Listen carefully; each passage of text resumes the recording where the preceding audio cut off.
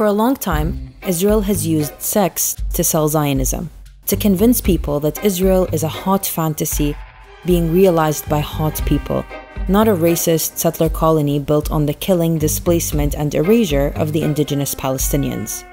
This is intentional, and there are 3 reasons why. They involve Israel's invention in the past, cover-up in the present, and survival for the future. And this all started when Zionists first started plotting for the creation of a Jewish homeland in the late 1800s. For centuries in Europe, stereotypes of Jews were that they were weak, pale, and frail. And the Zionist movement came to see it this way too, widely criticizing the weak, old Jew.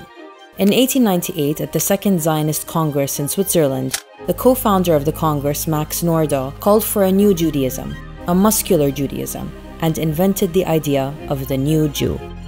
This Jew would be rugged, muscular, strong, and tanned, and would have the mental and physical strength to realize the goals of Zionism and colonize Palestine. They called themselves Sabra, the prickly pear fruit in Hebrew, to represent what they saw this new Jew to be, hard and prickly on the outside, but tender-hearted and sensitive on the inside.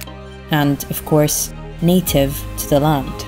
Of course, the sabr, as it's called in Arabic, is a fruit indigenous to Palestine, appropriated for the Zionist fantasy of indigeneity.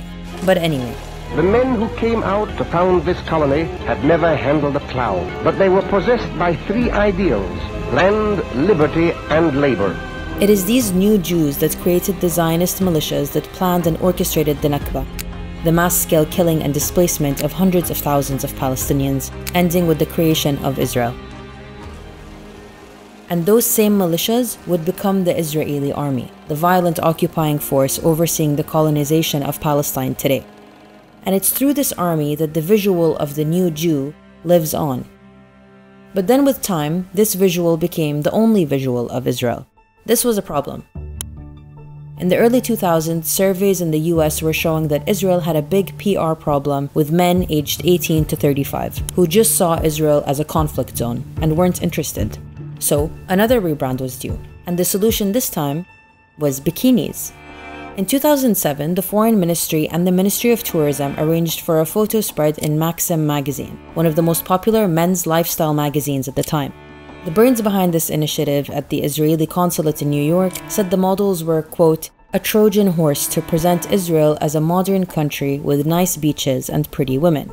This video is from the official Israel in New York YouTube channel. So you should come to Israel. We have a beautiful country, great food, great culture.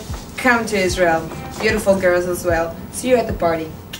This strategy, also called bikini diplomacy, has been seen all over since, with Israel constantly selling the image of a liberal, free country where it's always summer, where the days are full of beaches, bikinis, and chiseled bodies, and the nights are spent in an incredible nightlife scene open to anyone and everyone. In the face of this fantasy, Palestinians come off like a backwards, pesky nuisance trying to disrupt this liberal orgy utopia, not like colonized people looking for freedom and dignity. But that was in a time before social media, where only the powerful had access to a platform. Times have changed, and so the sexy offensive has had to adapt. All over TikTok and Instagram, you can find videos of Israeli soldiers posting thirst traps or dancing videos. Some of them act independently, while others are part of a concerted effort putting attractive women in the occupation forces in the public eye. Like the women at Alpha Gun Angels, a gun modeling and social media marketing agency who sell being a colonial foot soldier as a sexy lifestyle. But listen, I've been in the army, I'm Israeli, I'm tough. Thirst traps aren't only reserved for women, but for weapons as well. And beyond selling sex, they're selling colonial occupation as fun, relatable, and empowering. They love gay pride content, girl boss content, and jumping on TikTok trends. Of course, the great irony is that none of these liberal values are extended to Palestinians. They live under occupation, regardless of what they identify as. In that, colonialism does not discriminate. When the Palestinian reality started reaching people around the world, the strategy had to change. Whereas the goal before might have been to rebrand and repackage Israel, the goal now is to distract and whitewash. So bikinis were traded in for military uniforms. Fine, military occupation is a part of the reality, But it's not what you think. It's empowering and fun and sexy. Do you really think people this fun, young, and free would have it in them to commit war crimes? The public perception of Israel is essential to its survival, but so is something else: that there are enough settlers there to keep up the colonizing. That brings us to the final reason Israel uses sex to sell Zionism. So Jewish Zionists have more kids with other Jewish Zionists.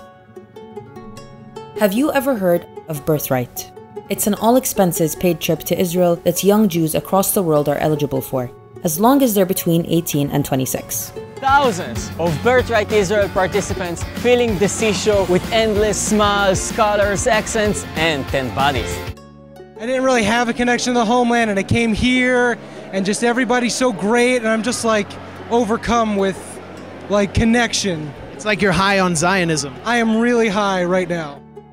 The trip is sold as a journey home for young Jews to connect with Israel on an emotional and adventurous 10-day itinerary where they're accompanied by Israeli soldiers. That's not a coincidence. In the early days of Birthright, the billionaire co-founder Charles Bronfman said, quote, he was bothered that the kids on those early trips weren't bonding with their Israeli peers. His answer was developing the mifgash, the encounter, between Jewish Israeli teens and their diaspora counterparts. These encounters move very fast to what we call hormonal mifgashim. Things happen. Countless romances from the trips have blossomed into serious relationships and even marriages. It looks like these boys and girls like each other a lot. I mean, you might have a lot of Jewish babies coming out of this trip eventually, a lot of marriages, a lot of relationships. Is that part of it? Yeah, it doesn't have to be eventually, it can be tonight. It's not a coincidence that intimacy is a part of the trip. Participants spend the whole trip with Israeli soldiers intentionally chosen to be attractive. They're taken out for nights of drinking and dancing, and some even spend a night in a fake Bedouin tent, quote, where participants sleep crowded together, a setup conducive to first kisses. I remember even on the trip that I attended, there were two Israeli soldiers who clearly were into each other. Like they very much had a vibe.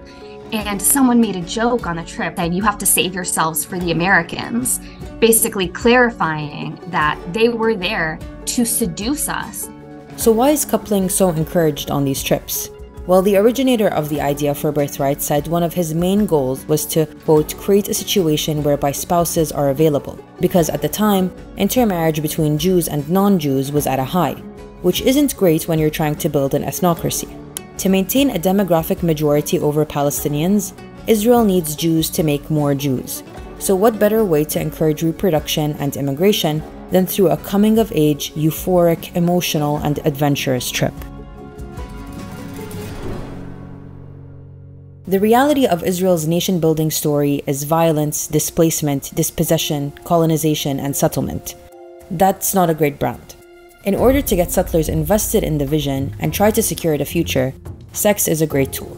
Beauty and aesthetics and fun are great marketing tactics, and they have tangible outcomes, like more babies. More babies means more people to get conscripted to the occupation forces and maintain the oppressive military infrastructure necessary for Israel to exist.